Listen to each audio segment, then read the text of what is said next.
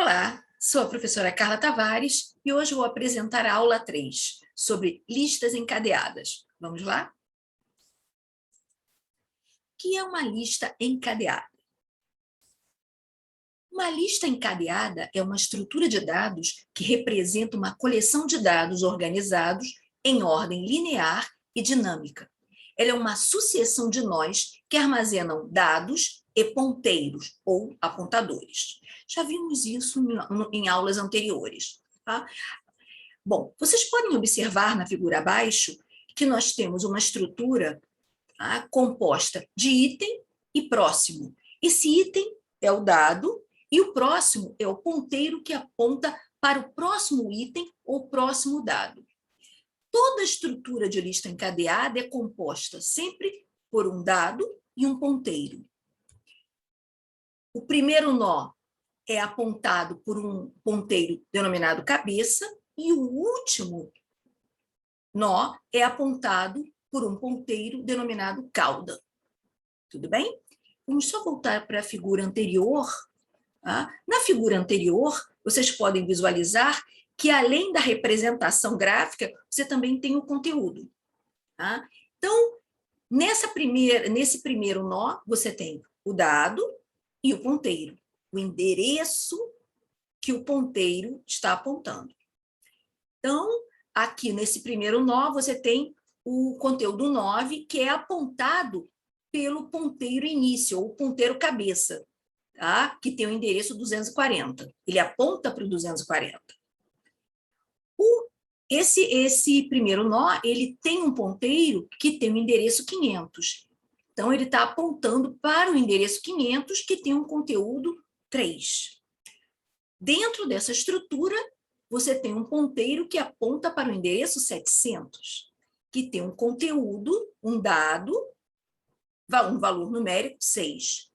Dentro dessa estrutura, você tem um ponteiro que aponta para o próximo dado. O endereço 650, que tem um conteúdo 2.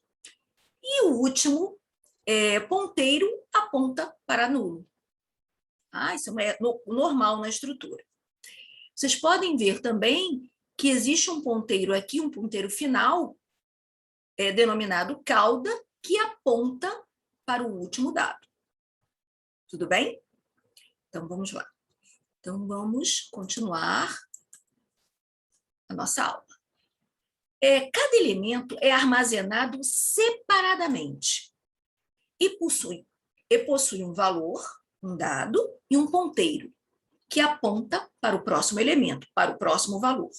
Um ponteiro ou apontador é uma variável que armazena o endereço de outra variável, ou seja, o ponteiro armazena o endereço do próximo elemento da lista. Para que uma lista encadeada exista, basta guardar seu primeiro elemento de dado. O primeiro é ligado no segundo, que é ligado no terceiro e assim por diante. O seu último dado aponta para um dado nulo, ou vazio, indicando que não existe um próximo elemento. A lista termina ali.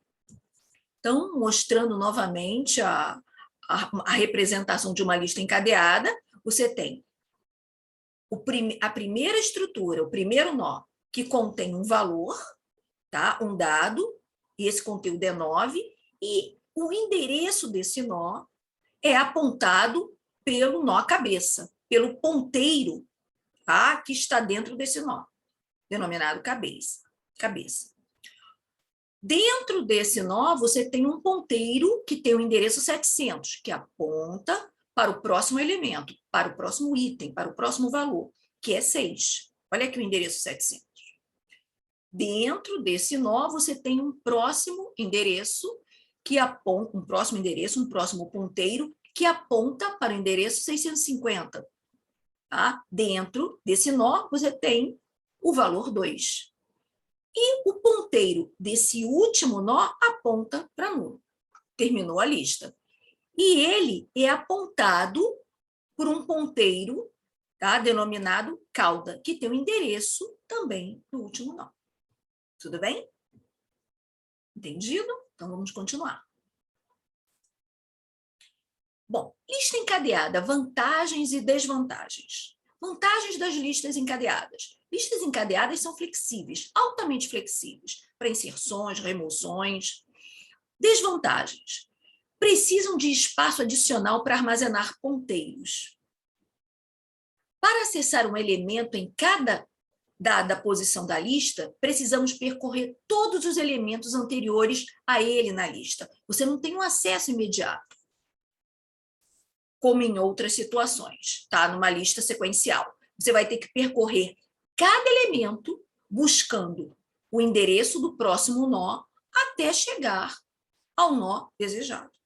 Você tem que percorrer toda a lista. É uma das desvantagens. Você tem um tempo, um delay aí. Uma demora. Continuando. Bem, um exemplo aqui que a gente pode ver é a criação de uma lista encadeada. Ao gerarmos uma lista, ela estará sem elementos, sem dados armazenados, ou seja, estará vazia. Estará vazia logo no início.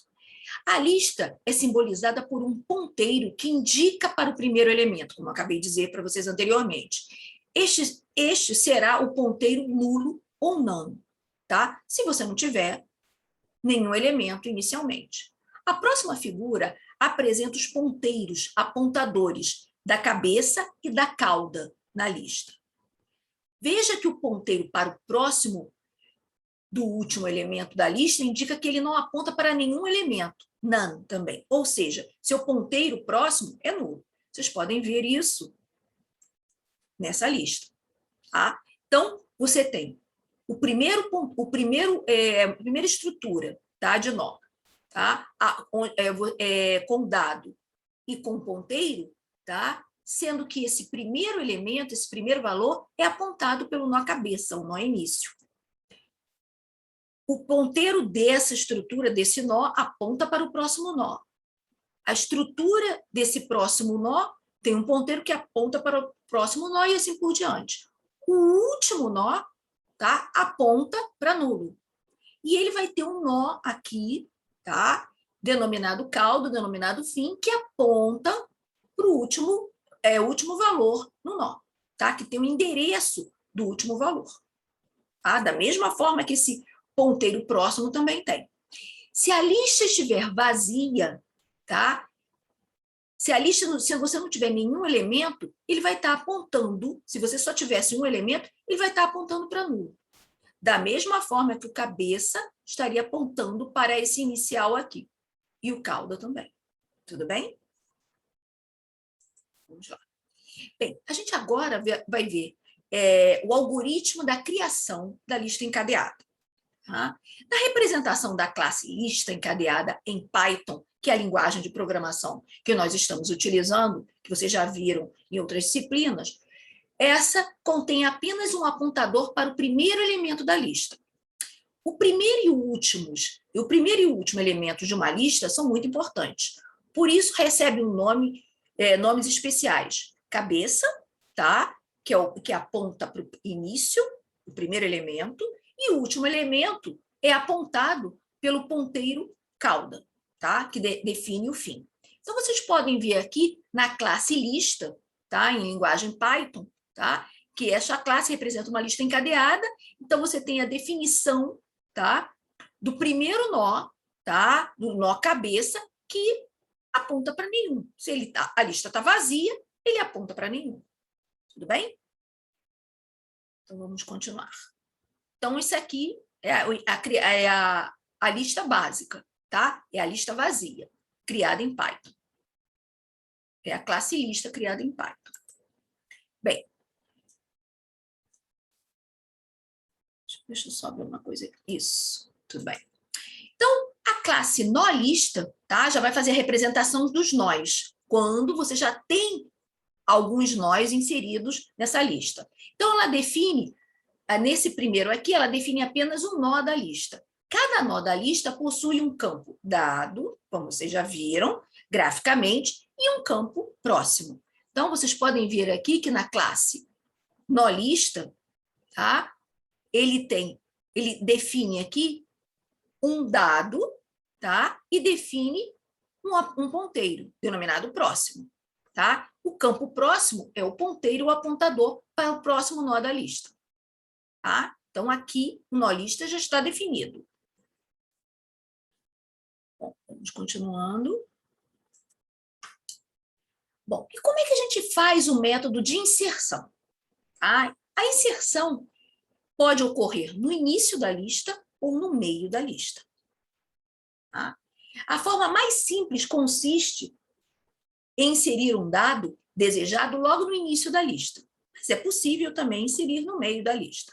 Inserir um elemento, seja no início, seja no meio, em uma lista cadeada, é uma tarefa relativamente fácil, não tem muito mistério. Basta mudarmos os ponteiros ou apontadores dos nós envolvidos. Vocês vão ver isso aqui, antes de eu mostrar o algoritmo, a gente vai ver isso funcionando graficamente. Bem, então, um exemplo de inserção no início da lista.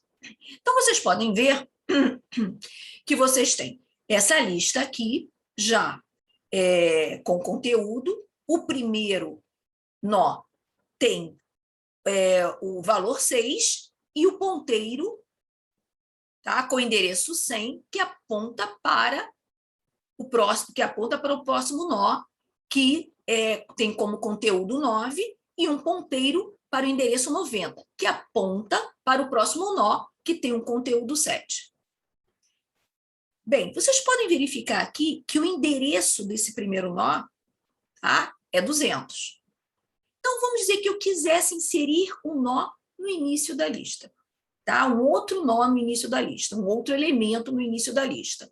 Então, esse elemento vai ter que estar, o ponteiro dele vai ter que apontar para esse próximo nó, não é? Então, esse elemento aqui, esse nó que atualmente o ponteiro está nulo, ele vai apontar, ele vai ganhar o endereço, tá? Ele vai estar referenciando o endereço do inicialmente primeiro nó da lista, se ele é inserido no início. Então, olha como é que isso acontece. Bem, vocês podem ver que ele tem um nó, tá? Ele tem um endereço, tá? Esse conteúdo aqui, o conteúdo 10, tem como endereço o endereço 120, tá? Então, se ele é inserido no início da lista, é lógico que você vai ter um ponteiro cabeça que vai apontar para esse nó que vai ser inserido. Tá? Então, se antes o ponteiro cabeça apontava, tá, para esse endereço 200, agora ele vai apontar para o endereço 120. Tá? Não está representado aqui, mas subentende-se que existisse. Tá? Então, ele vai ocupar o lugar desse primeiro nó, só que esse primeiro nó, que passa agora a ser o segundo nó, vai ser referenciado por ele. Então, você vai ter um nó cabeça, um nó inicial, apontando, tá, com o conteúdo aqui, o endereço, para esse nó, tá, que tem o endereço 120, tá, o conteúdo é 10, e ele vai obter, tá, ele vai ter que ter um ponteiro para o endereço do nó anterior, tá, que é o nó 6. Então, ele aqui fica com o endereço 200. Olha aqui, o que era nulo se transformou em 200. E ele está apontando para o nó 6. Tudo bem? Bem simples, né? Então, vamos ver isso funcionando no algoritmo. Vamos lá. Bem, então você define, tá, o método insere no início, tá? Então, você tem a lista e o novo dado, tá? São os argumentos aqui. Então, o primeiro, ele vai criar um novo nó com dado a ser armazenado. Então, na lista, você vai estar referenciada, o nó lista vai estar referenciada pelo novo dado, tá? Então, esse novo dado vai ser armazenado no novo nó. Então, o segundo movimento faz com que o novo nó passe a ser o cabeça da lista, tá? Então, a referência aqui da lista cabeça vai estar apontando por um novo nó próximo, tá? Então, ele vai estar apontando para o novo nó próximo, tá? Então, a cabeça aqui aponta para o novo nó. E o terceiro movimento faz com que a cabeça da lista referencie o novo nó, tá? Então, a lista, o novo nó vai estar sendo referenciado, tá? O novo nó vai estar sendo armazenado na lista cabeça. Então, você já tem todos os endereços arrumadinhos, tá? Então, você cria um novo nó um novo nó com dado a ser armazenado. Olha aqui, o novo dado, tá? Que está referenciando a lista, tá? É armazenado no novo nó. Você faz com que o novo nó passe novo nó seja a cabeça da lista, tá? Então, a cabeça vai estar apontando para o nó próximo, para o novo nó próximo, tá? Então, que era a cabeça, agora é próximo. E você faz que a cabeça da lista referencie o novo nó, tá? Então, aqui você tem um novo nó, tá? Você já tem aquele novo conteúdo que agora vai passar a ser a cabeça. Então, certinho aqui, tá? O que era a cabeça, tá? Deixou de ser, e ele vai, o que era a cabeça apontava para 200, agora aponta para 120. Tudo bem? Então, vamos lá.